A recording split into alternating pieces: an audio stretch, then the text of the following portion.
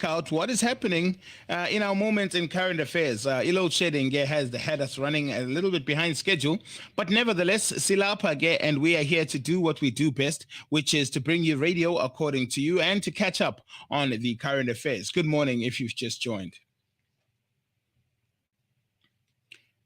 Judgment on SANEF and the Helen Suzman Foundation applications to be friends of the former President Jacob Zuma's case against advocate Billy Downer and journalist Karen Morgan has been reserved.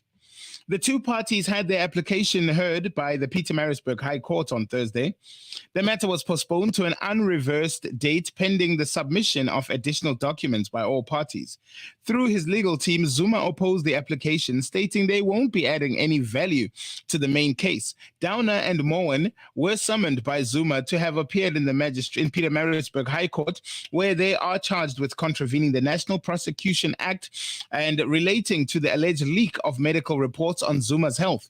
The certificate was part of the documents relating to Zuma's corruption trial, which were submitted in court. Downer and Moen's applications were initially set down for this week. However, it has been set down for March next year. Though advocate Max du Plessis Sanef told the court that they have extensive experience regarding freedom of expression in the press.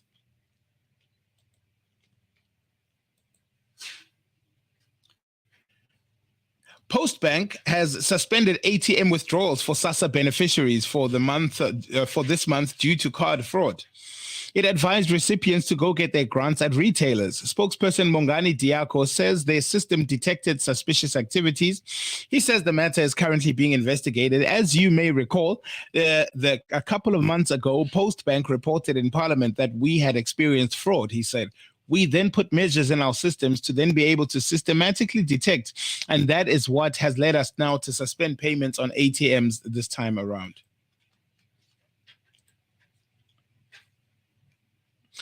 A psychologist whom the court ordered should not be named was probed on some of her conclusion on each of the four men, which included conclusions that suspects present with symptoms which are consistent with diagnostic criteria of depressive disorder and anxiety, among others. The psychologist said the process used in compiling the report included a psychological evaluation and mental examination, which involves observing and recording the physical appearance of the client, speech and language, mood and effect, thought processes and content, relationships and history. The four are controversial taxi boss Vusi Keke Matibela and co-accused Sipho Patrick Hudla, who's 40 years old, Matamela Robert Mutapa, who's 46, and Monginkosi Paul Kumalo, who's 42 years old, who were in court for the continuation of the sentencing proceedings on Thursday. They were convicted on the 23rd of June of murdering Northwest businessman Wandile Bozwana and attempting to murder his business partner Mpho Baloyi in the Garsfontein off-ramp in Tshwane in October 2015. On Thursday, the state prosecutor Jennifer Cronier came out guns blazing, questioning the report's independence and suggesting the clinical psychologist depended solely on what the accused told her. She said, your opinions are based on what they told you. However, the expert disputed that, saying it was based on the series of tests she conducted while compiling her reports. In an explosive, bizarre, and fanatical story, 25 people remain in the detention in Germany on suspicion of plotting to overthrow the government. Wednesday's arrests amount to one of the biggest anti-terrorism operations in modern German history. More details are coming out to light as to what they allegedly planned. This group that has been eliminated today disguised themselves as having been well connected throughout the country by precise plans about what they were about to do, and the project having been indeed quite violence-orientated. They were considering killing people, says Thomas Haldewang, president of the German Federal Office for the Office of the Protection of the Constitution. The plotters involved are said to include members of the extremist Reichsbürger movement, which has been known by German police for having racist and anti-Semitic conspiracy theories. Whoopi Goldberg has defended Blazing Saddles against accusations that the 1974 Western satire movie is racist. The comic, who's 67 years old, warned critics to leave Mel Brooks' film alone during her appearance on The View on Wednesday, as it poked fun at all types of prejudice. She declared, "Leave my blazing saddles alone, don't make me come for you." Whoopi added about the movie, which mocks small-town racism against the first black sheriff, "It deals with racism by coming right at it and straight out at front." The Color Purple actress also said that the comedy makes viewers think and laugh about bigotry, and claimed that its target is not just racism, but all the isms.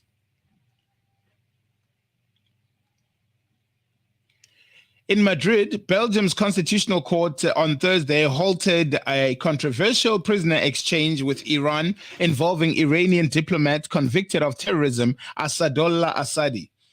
The sentence paralyzes the extradition of Assadi to Iran and annuls the corresponding agreement with both countries to make the exchange with the Belgian aid worker Olivier van der Kasteel, imprisoned since February 2022 and who has recently started a hunger strike because of the inhumane treatment to which he is being subjected.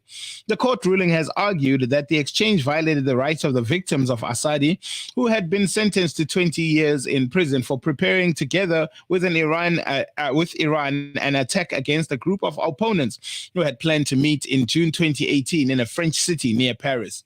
In that regard, the constitutional holds that Iran could not be trusted to execute the sentence. Assadi, who was accredited as a diplomat at the Iranian embassy in Vienna and Belgium, in the Belgian news reports agency reported.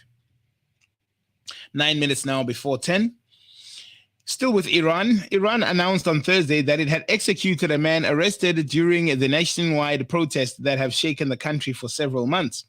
The protesters, identified as Mohsen Shekari by Iranian news agencies, is thought to be the first person executed by the Iranian regime in connection with the protests. He was convicted of blocking Sattar Khan Boulevard in the capital, Tehran, and injuring a security guard with a machete on the 25th of September. Several other arrested protesters were also facing the death penalty. Iran hangs people sentenced to death. Rights watchdog Amnesty International has said that at least 21 people are facing the death penalty following what it called sham trials designed to intimidate those participating in the popular uprising that has shocked Iran. The Iranian authorities must immediately quash all death sentences, refrain from seeking the imposition of the death penalty, and drop all charges against those arrested in connection with their peaceful participation in the protests, said the revelers. For the past 2 years, Petros Kekae, who's 94 years old, lived with the pain of being forced to bury his son in his yard after he was denied the opportunity to lay him to rest at a public cemetery because he could not pay the 1,000 rand fine. Yesterday, Kekae expressed relief after he was found finally able to have his late son Lesiba's remains exhumed and buried at the local cemetery, Dikgokgopeng village, outside Mokopane in Limpopo. The trouble began a few years ago when Kekae refused to contribute to the annual 100 rand fee each family has to pay to Gravediggers Fraternity, commonly known as Dipiri, hyenas. Kekae and his wife, Disia, were left with no choice but to bury their son in their yard next to their outside toilet. Kekae said the mighty lengthy process of trying to get the body exhumed for proper burial added to the family's heartbreak over losing Lesiba. It was a burden. Every time I faced the direction of the yard, I would face my son's grave. The fear of dying before giving Lesiba a proper funeral broke my heart.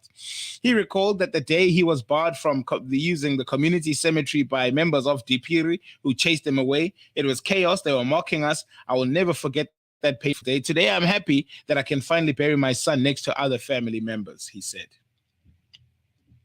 And finally, and further afield in our continent of Africa, as droughts grip the Horns of Africa region, tens of thousands of Somalis are crossing over into Kenya in search of water and food for their families. According to the UN Refugee Agency, over 80,000 Somalis have arrived in Kenya in the past 2 years, fleeing a complex mix of conflict and drought.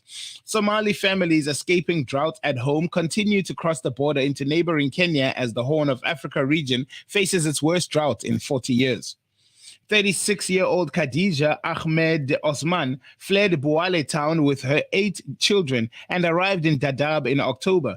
Back at home, she had to abandon her hotel business as most residents who also fled the town because of the worsening drought. Osman says she was also worried that her children could easily be recruited by armed groups. This is KNR Radio according